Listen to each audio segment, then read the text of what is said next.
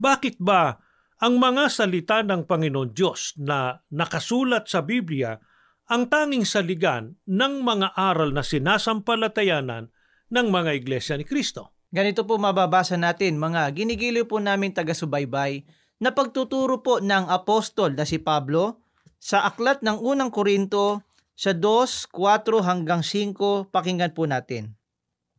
Ang dala kong mensahe at paraan ng pangangaral ay hindi karunungan o tamis ng pananalita, kundi sa patotoo at kapangyarihan ng Espiritu, upang ang pananampalataya ninyo ay masalig sa kapangyarihan ng Diyos at hindi sa karunungan ng tao.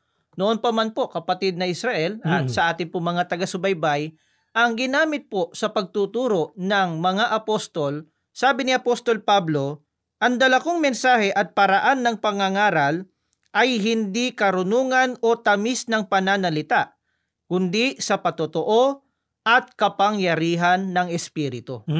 Ang dahilan po niyan, sinabi din po ni Apostol Pablo, upang ang pananampalataya ninyo ay masalig sa kapangyarihan ng Diyos at hindi sa karunungan ng tao.